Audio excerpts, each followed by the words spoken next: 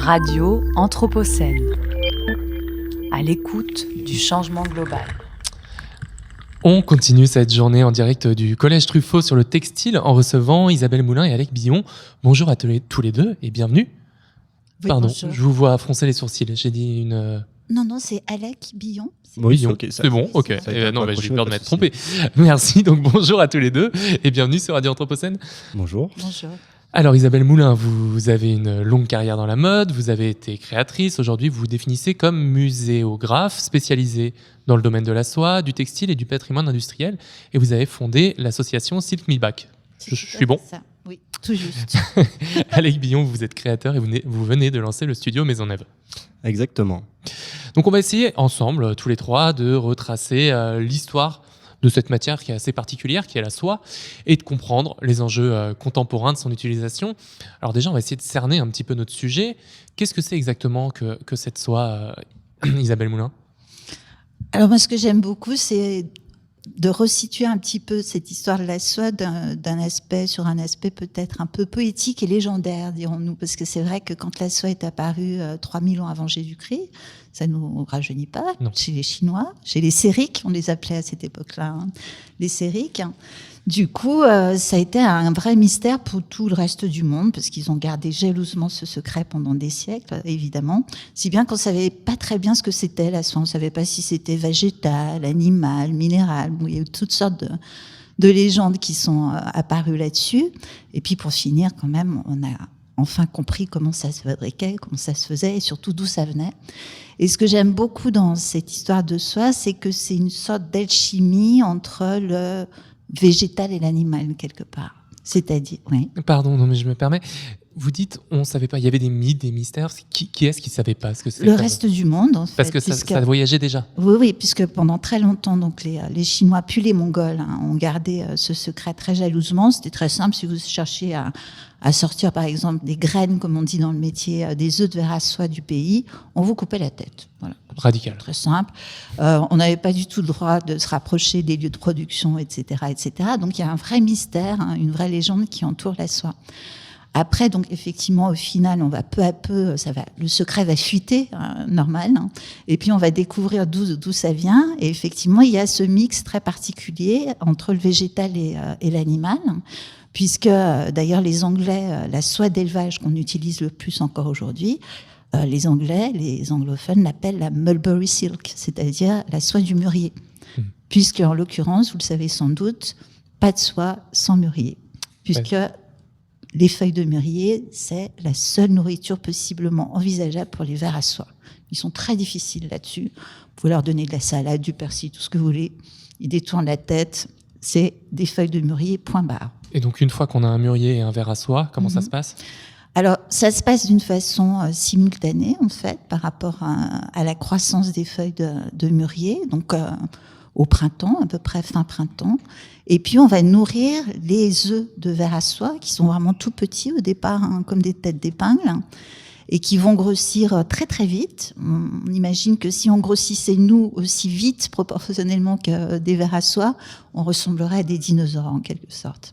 Et puis, au bout d'un moment, donc, ils font que manger des feuilles de mûrier. Donc, c'est pour ça que c'est aussi très compliqué, parce que pendant plusieurs semaines, il va falloir s'occuper que des vers à soie, nuit et jour, les nourrir, changer les clés sur lesquelles on les dispose avec les feuilles de mûrier pour des questions d'hygiène évidentes. Et du coup, il faut vraiment les bichonner, les dorloter, à un tel point d'ailleurs qu'on appelle ceux qui s'occupent des vers à soie des éducateurs de vers à soie, s'il vous plaît. C'est poétique. Oui, c'est très poétique. Il les tue quand même à la fin. Donc, oui. Alors voilà. Donc il faut pas en parler à Brigitte Bardot. On est bien d'accord. La soie, c'est le meurtre d'une chrysalide, ni plus ni moins. À savoir donc la légende de la princesse chinoise qui a fait tomber dans sa tasse de thé un cocon, etc., etc. Fait qu'effectivement, à un moment donné, on va stopper la maturation, le développement de la chrysalide. Si elle continue, elle va grandir, grossir, elle va se retrouver à l'étroit dans son cocon, elle va le percer et elle va devenir un papillon, etc., etc. En l'occurrence, donc le fait de plonger ce cocon dans de l'eau bouillante va tuer la chrysalide qui se trouve à l'intérieur et va permettre de récupérer ce fameux fil si précieux qui en plus est la fibre la plus longue. À votre avis, combien de mètres sur un cocon ? J'en ai pas la moindre idée. Tac, tic, tac, J'aurais 1 dû- kilomètre. 1 kilomètre quand même. Donc voilà. Donc c'est aussi pour ça que c'est un peu le Graal de la fibre, la soie, parce que c'est la fibre la plus longue au monde, tout simplement. C'est à Alec qu'on aurait dû poser la question. Alors oui, il faut qu'on en parle avec Alec, parce que bon, C'est ça. ce qu'on va faire, c'est que là, on va faire un saut entre 3000 ans avant Jésus-Christ et carrément dans l'avenir du futur avec Alec, et ce qu'on va pouvoir exactement. développer par la suite. Non, mais Tranquille. peut-être rapidement, Alec, vous, c'est quoi votre rapport avec ce matériau? Avec la soie, Ouais. alors moi, c'est principalement une matière qui est beaucoup utilisée dans le luxe. Et c'est vrai qu'on a vu donc une fibre naturelle quand même très technique, de par sa taille, qui est un filament finalement. Donc la différence entre une fibre et un filament... Pardon, excusez-moi. La différence entre une fibre et un filament, c'est que donc la fibre a une taille donnée et le filament donc continue un peu à l'infini, et donc on peut plus facilement faire des fils techniques, donc fins, plus moulinés, on va dire, donc en assemblant différents filaments de soie. Et donc ces filaments de soie sont beaucoup utilisés dans on va dire le textile à haute valeur ajoutée, qu'il soit dans le luxe ou dans le technique.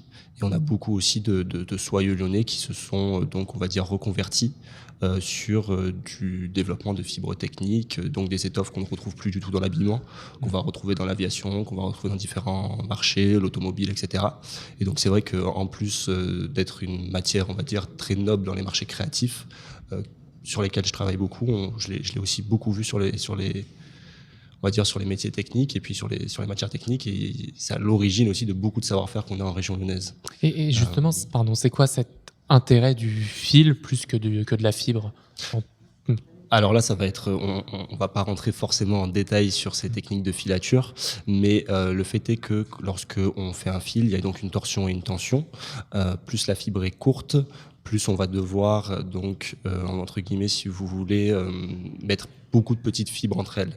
Alors que si vous avez un filament, vous allez pouvoir presque nouer, on va dire, les filaments à leur extrémité, ce qui va vous pouvoir permettre d'avoir une plus grande finesse. Et donc la finesse du fil, c'est ce que l'on cherche quand même beaucoup pour différentes applications. Et puis la longueur de la fibre aussi. Par exemple, on va devoir des nouveaux composites où on va remplacer le carbone par le lin, parce que le lin est aussi une fibre longue. Donc là, on s'en va de la soie, c'est la fibre, on va dire, la plus longue. Donc là, ça va être 60 cm. Rien à voir avec les 1 km, 1,5 km de la soie. Mais on a quand même quelque chose qui est assez long, quand un coton va faire au maximum, on va dire, 5,5 cm. Donc c'est pour ça que le coton est une matière qui est avec ses grands maximums. C'est pas le plus commun. Parce qu'Isabelle Moulin hoche un peu la tête. Oui, à côté, voilà, c'est ça. On est sur le grand maximum, le coton d'Égypte, voilà, des choses qui sont assez quand même exceptionnelles.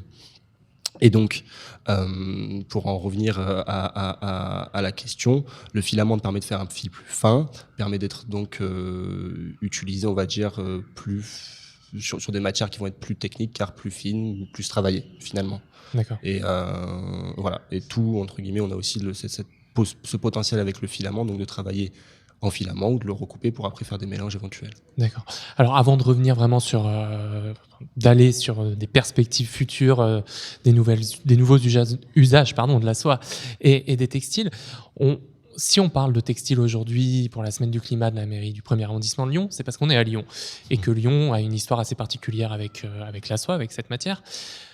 Est-ce que vous pouvez revenir avec nous? Comment on part de Chine et, je sais pas, peut-être 3000 ans plus tard, on arrive à Lyon, c'est ça à peu près? Oui, alors bon, on va pas faire tous les épisodes. Tous les détails, a priori, parce qu'on n'a pas c'est un tout à fait petit le peu temps. long. Mais... Et puis, Aziza, précédemment, on a très Exactement, bien on a déjà parlé par parlé un peu. ailleurs, donc on va pas être trop redondant avec cela. Mais effectivement, comme vous l'avez très justement dit tout à l'heure, c'est la soie, le textile, elle est profondément ancrée dans la carte ADN de la ville. C'est évident, quoi.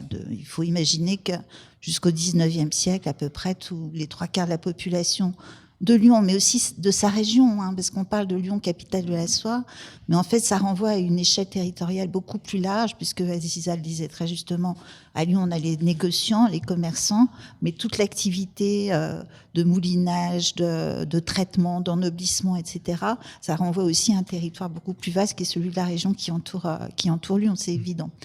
Donc ça va être profondément ancré. Quand on est de Lyon ou de la région, on a forcément quelqu'un dans son arbre généalogique qui travaillait de près ou de loin pour la soie et le textile.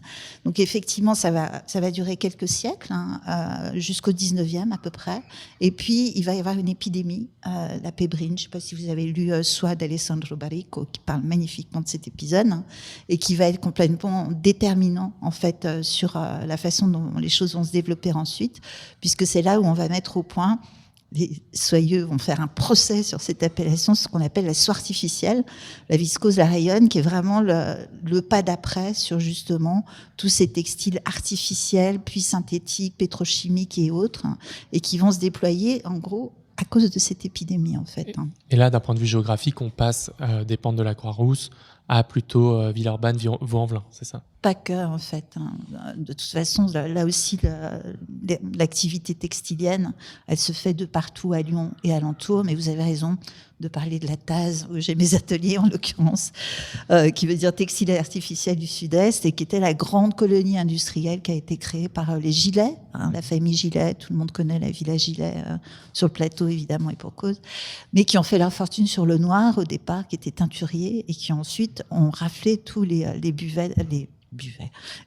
brevets de soie artificielle et qui ont développé un véritable empire. C'est devenu ensuite la Rodiaceta, Rhône Poulenc, etc. Donc c'est vrai que c'est la suite de l'histoire et c'est vraiment l'engrenage incontournable entre ce qu'on peut appeler la soie traditionnelle d'hier, mais qui existe encore aujourd'hui malgré tout. Zizel l'évoquait avec tout ce qui est toute la niche de luxe et autres, mais aussi avec les textiles connectés de demain et aussi tout ce qui est recherche et développement. Parce que, effectivement, ce qu'on appelle le R&D aujourd'hui a toujours été inscrit profondément dans la tradition textilienne, on va dire. C'est une filière qui s'est toujours remise en question, qui est morte à plusieurs fois, dont on a annoncé la mort à plusieurs reprises, qui a su renaître de ses cendres aussi, grâce, il faut le dire, moi je trouve qu'on n'en parle pas assez, on parle beaucoup des soyeux, on parle beaucoup des canuts, on parle peu en fait des ingénieurs, grâce auxquels en fait tout ça s'est développé et a pris des proportions aujourd'hui, telles que tu l'évoquais, dans tout ce qui est textile technique et autres, avec la Martinière, juste à côté, qui a été vraiment l'école qui a été créée justement pour former les capitaines de l'industrie. C'était le mot d'ordre, la feuille de route de départ de cette école. Donc les ingénieurs, ils vont être très importants pour ça, pour ce développement et ces recherches qui vont permettre à la filière de se transformer peu à peu. Alain Billon, vous vouliez réagir ? Oui, sur différents points. C'est vrai qu'Isabelle ouvre plein de portes, notamment c'est vrai qu'en premier lieu, sur toute la filière. Moi, venant d'Ardèche, on avait 400 mouliniers de soie en Ardèche. Maintenant, on a peut-être une dizaine. Mais voilà, c'était la première argent, on va dire, que recevaient les Ardéchois, était grâce au travail de la soie. Et puis, quand les soyeux ont fermé, ils sont descendus dans la vallée, etc. Donc c'est vrai qu'on a eu, nous, dans tout le territoire de Vallonne-Rhénal, beaucoup de choses qui se sont développées grâce à la soie, qui ont réussi à persister dans les 10. Il y en a peut-être encore 2 qui travaillent la soie et la majorité sont sur des fils techniques, fils métal, voilà, des choses vraiment, vraiment différentes. Et c'est vrai qu'on a une chaîne de valeur qui est très complexe dans l'activité textile, parce qu'à chaque étape, quasiment, on peut faire varier le fil, qui va faire varier l'étoffe, qui va faire varier l'utilisation finale du produit, entre guillemets. On n'est pas que sur de l'esthétique, de confection, autour d'un patronage. Donc c'est vrai que tout ce travail autour de l'étoffe a beaucoup porté la région et la porte encore, et c'est une singularité qu'on a aussi en Auvergne-Rhône-Alpes par rapport aux autres régions textiles. On est très basé sur cette recherche et développement, que ça soit à Lyon, que ça soit à Saint-Étienne. Voilà, on a un triangle quand même, Lyon, Saint-Étienne, Roanne, qui historiquement était quand même très textilien, on va dire, hein, et ça s'arrête pas là. Mais on a des super entreprises à Saint-Étienne aussi, qui se sont développées sur le médical de temps en temps, sur la défense. Voilà, il y a vraiment plein de différentes spécificités, mais c'est vrai que c'est assez intéressant de voir quand on pense textile, on ne pense pas forcément à ces filières-là quand on n'est pas dans le sujet. Alors que c'est ce qui porte majoritairement notre industrie actuellement. Okay. Et que la plupart des matières luxe, on va dire quand même, pour créatifs, viennent d'Italie. Enfin, oui, en France, il n'y en a plus beaucoup. Il y en a encore. Hein. Justement, c'est ça qui est assez exceptionnel aussi, c'est que, étant donné le passé, le nombre de savoir-faire que l'on avait, forcément, ça découle. Et puis, on trouve toujours des nouvelles personnes qui font des nouvelles choses extraordinaires et qu'on ne connaissait pas, entre guillemets. Mais c'est vrai que quand vous parlez aux grands groupes de luxe, etc., c'est principalement de l'Italie, à part ceux qui ont internalisé, qu'on connaît, hein, comme Chanel et Hermès, qui sont quand même bien restés en France. La plupart des autres font quand même majoritairement de l'Italie actuellement, effectivement. Isabelle Moulin, je vois que vous vouliez réagir sur la question de la santé. Oui, alors un exemple comme un autre. C'est vrai que parler de la soie, bon, c'est pas uniquement parler d'une jolie matière pour faire des jolies robes et des jolis foulards. Bon, moi, personnellement, je trouve ça un peu limité. Mais en revanche, ça permet de parler de plein de choses. C'est une thématique qui est très transversale, où on peut parler de géostratégie. On dit que la route de la soie est à l'origine de la mondialisation actuelle. Des arts et des techniques, hein, effectivement. Si on pouvait avoir un musée des arts et des techniques, c'est bien à Lyon, puisque effectivement autour de cette activité textile s'est développé justement tous ces axes de recherche. Et effectivement, quand on réfléchit, en fait, on est entouré de textiles, hein, de partout. C'est-à-dire, ce ne sont pas seulement nos vêtements, mais dans nos voitures, dans nos téléphones, dans nos avions. Un avion, c'est à 70% textile, dans les satellites, mais aussi dans tout ce qui est textile pour le sport, les textiles très techniques, et évidemment le textile médical. Enfin, évidemment, c'est pas évident pour tout le monde, mais je trouve que c'est un des axes qui est important aussi à mettre en avant, parce que on le voit dans cette semaine du climat, la filière textile, effectivement, a beaucoup de questions à se poser pour se réinventer son modèle. Mais, et ça va être l'objet d'ailleurs d'une conférence que je vais donner demain à 19h à Esmone, il y a aussi une part lumineuse du textile. C'est pas que les vilaines marques que je ne nommerai pas, polluantes, qui sont excessivement polluantes, mais il y a aussi cette part lumineuse avec ce côté, le textile prend soin de nous aussi, il nous soigne également. Et comment? Est-ce qu'on peut avoir des exemples? Il y a 2-3 exemples très évidents comme ça, comme par exemple cette fameuse gigoteuse pour bébé en lumière bleue, en textile lumineux. Vous savez, quand on a la jaunisse, quand on est bébé, auparavant on mettait les bébés dans des tunnels de lumière bleue, mais aujourd'hui avec la possibilité de tisser justement de la fibre lumineuse, Brochier, puisqu'on peut le citer, a mis au point cette fameuse gigoteuse, j'adore, pour les bébés, et qui du coup permet de soigner beaucoup plus rapidement la jaunisse, puisque du coup la gigoteuse est en contact direct avec la peau du bébé, et avec la lumière bleue va donc soigner la jaunisse. C'est un exemple parmi d'autres. Et vous me parlez de fibres lumineuses. Alors moi, je ne connaissais pas du tout ce concept-là. Qu'est-ce que c'est qu'une fibre lumineuse? Alors, en fait, aujourd'hui, et puis Alec peut en parler bien mieux que moi, moi j'adore, parce que je pense que Podane et sa marraine l'a fait, auraient beaucoup de mal à imaginer une robe incapable à réaliser. Robe couleur de soleil, robe couleur de lune, robe couleur de temps. Tout ça, aujourd'hui, c'est totalement possible. On arrive même à tisser de la montagne, comme je dis, du basalte, par exemple. D'accord. Donc voilà. Ça doit être un peu lourd? Pas forcément. Non, même pas. Non. Qu'est-ce que c'est que tisser du basalte? Voilà, donc ça sont des applications qui sont très techniques, qui peuvent être effectivement dirigées vers tout ce qui est sécurité, ce qui est je vais peut-être passer la parole à Alec là-dessus. Mais voilà, donc c'est aussi des textiles lumineux, entre autres, qui soignent, au lieu de prendre du Lexomil, par exemple, dans la Silicon Valley, on fait des chambres, des rooms lumineuses, en textile lumineuse, qui bougent, qui changent de couleur et qui, du coup, soignent le moral. C'est parfait. Alec Billon sur le point technique du textile lumineux et du textile en basalte. Bon, il va y avoir différentes choses. Hein. Il va y avoir des textiles techniques qui ne sont pas forcément connectés, puis il va y avoir des smart textiles qui sont connectés.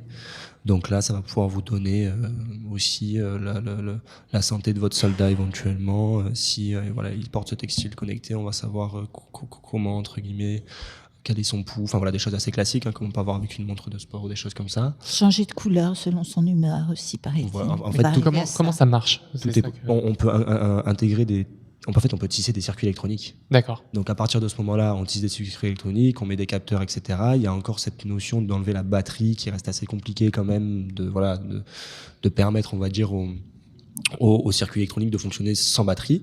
On a quand même quelqu'un en région qui est à Valence, qui travaillait justement sur, je vais pas avoir les termes exacts, mais l'électricité statique des mouvements du coureur permettait d'allumer une diode pour qu'il puisse être repéré la nuit quand il court. Donc c'est dynamo du futur. C'est ça, la dynamo du futur. Et ça, c'est des choses qui commencent comme ça, puis ça finira peut-être avec un écran intégré dans sa veste qui va pouvoir permettre de remplacer le smartphone.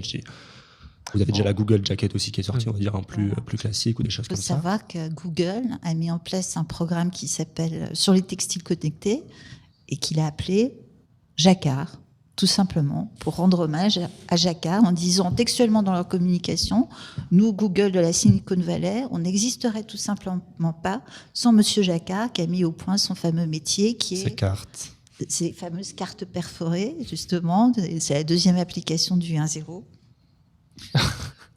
Isabelle nous montre son foulard avec pour les auditeurs qui ne voient pas là. Carte perforée. Donc voilà, donc on pourrait tranquillement, ça fait des années que je dis ça, bon entendeur, salut, on pourrait tranquillement revendiquer la maternité ou la paternité de l'ordinateur. Hein. Quand je vais en Inde ou dans la Silicon Valley, à San Francisco, et que j'ai mes petits foulards Jacquard, on me dit, ancêtre de l'ordinateur, évidemment. Vous parlez de ces textiles innovants, ça a quand même un coût matière, que ce soit des circuits électroniques, un impact environnemental. Comment est-ce que ça s'intègre ? Et je pense également, vous avez parlé d'innovation et du textile dans le sport, des textiles techniques. Ces textiles, on le sait, on le connaît bien à Lyon, qui sont agencés avec des PFAS et qui amènent eux aussi des pollutions assez importantes. Comment est-ce que ça, vous le prenez en compte ? Sur les PFAS, il y a une loi qui est passée sur son interdiction. Donc voilà, c'est comme la loi AGEC, ça prend du temps à être mis en place, etc. Mais on est déjà sur une évolution de ces traitements PFAS pour avoir des traitements qui sont plus, on va dire, qui sont plus dangereux pour l'environnement. Plus éco-sourcés, plus vertueux. Ce qui est assez compliqué, effectivement, c'est qu'on va avoir différentes, comme on disait, une chaîne de valeur assez complexe, où on va avoir donc la fibre, mais on va avoir aussi ses apprêts, et après on va avoir aussi des fois des contre-collages pour faire du layering. Donc là, on va avoir même la colle. Vous voyez, Gore-Tex, c'est de fines membranes qui sont collées, donc on peut pas les recycler ensemble, il faut peut-être les séparer dans un premier temps. Et on n'a pas construit forcément ces matériaux en se disant qu'est-ce qu'on va faire de leur seconde vie. Donc il faut un peu réinventer toute cette chaîne de valeur, ça prend du temps, c'est au cas par cas. C'est vrai qu'on va avoir de façon générale, mais bon, c'est à titre personnel aussi, un suréquipement des fois de différents genres de personnes qui pratiquent du sport, qui doivent être dans les dernières combinaisons à la mode, etc.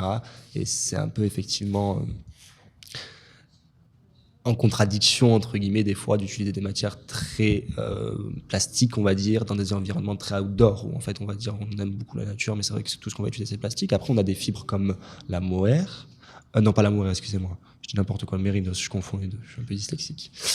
Donc le mérinos qui va être utilisé aussi des fois dans du sportswear, etc. On peut avoir des fibres assez fines, et puis ça reste assez longtemps. L'idée est toujours d'avoir des choses, on voit quand même que globalement on s'améliore. Après, sur les choses très connectées, etc., c'est vrai qu'on va pas forcément penser à cette utilisation dans un premier temps. Quand on fait quelque chose pour l'armée, ils vont pas forcément inclure cette nécessité d'avoir quelque chose de vert, d'éco-responsable, etc. Même si on voit quand même sur ces appels d'offres, etc., cette notion, cette notion est mentionnée, et on parle d'appels d'offres de l'armée. C'est-à-dire que sur toutes les appels à projets que vous allez avoir qui sont en dehors de cette chose, on va dire, très technique, et voilà, on est sur la défense, donc c'est quelque chose d'assez sensible. Mais sinon, sur tous les autres appels d'offres, il faut nécessairement mettre quelque chose, enfin, nécessairement penser à la fin de vie du produit et à l'économie circulaire qui englobe ce produit-là. Et alors, pour revenir un petit peu au sujet de départ de notre discussion, qui était la soie et le verre à soie, et donc on voyait un rapport au vivant très important entre textile et vivant, et donc animal, le verre à soie. Aujourd'hui, c'est quoi le rapport au vivant de l'univers du textile? Alors, bon, vaste débat.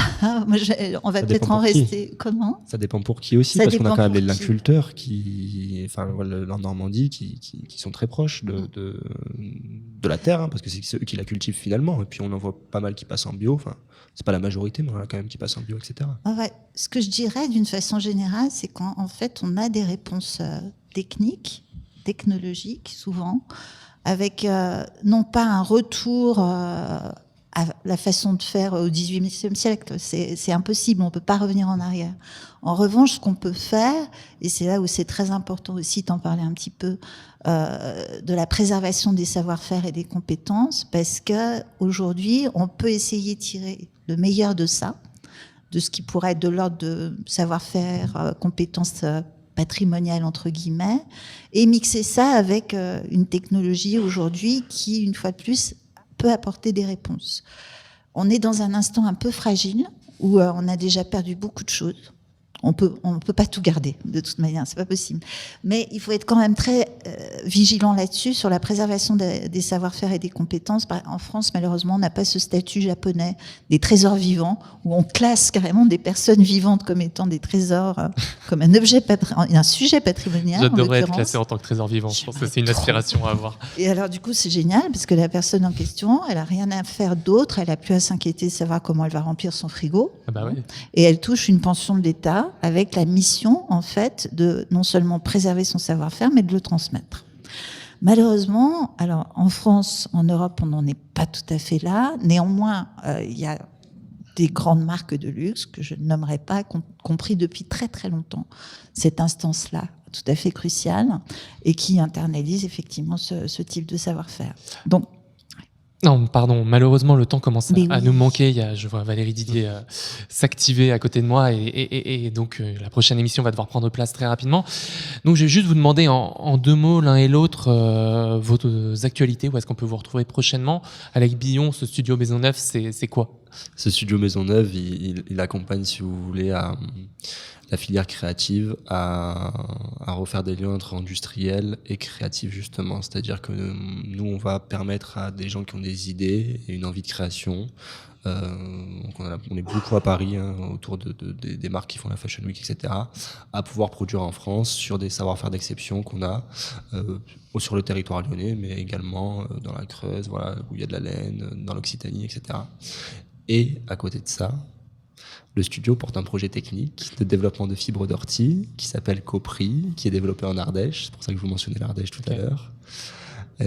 Et donc nous serons aux Castagnades, les fêtes de la châtaigne de Saint-Pierreville. Attention, c'est le rendez-vous à ne pas manquer. Ce week-end. Ok, ce week-end, fête de la châtaigne à Saint-Pierreville. Saint-Pierreville. Et vous, Isabelle Moulin ? alors, bon. De façon Demain, je synthétique. l'évoquais très rapidement, la conférence à 19h chez S-Mode sur la part lumineuse du textile. Également dans le cadre de la Semaine du Climat.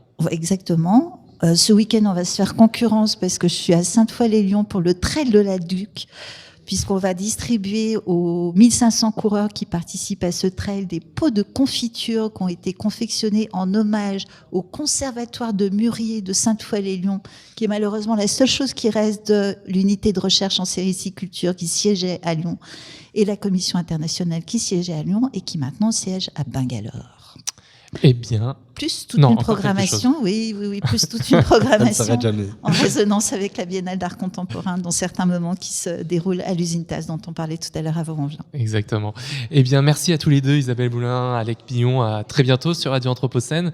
Je rappelle que cette émission, elle sera retrouvée en podcast sur toutes les plateformes de podcasts traditionnelles et sur notre site radio-anthropocène.fr. La journée, elle n'est pas finie. Il y a encore une table ronde qui va commencer dans 2 minutes. Je m'excuse pour le retard qu'on a pris, avec Yasmine Boiga, Alain Vargas et Kamel Rigui. Bonne soirée à toutes et à tous. Merci, au revoir. Merci, au revoir. Radio Anthropocène. À l'écoute du changement global.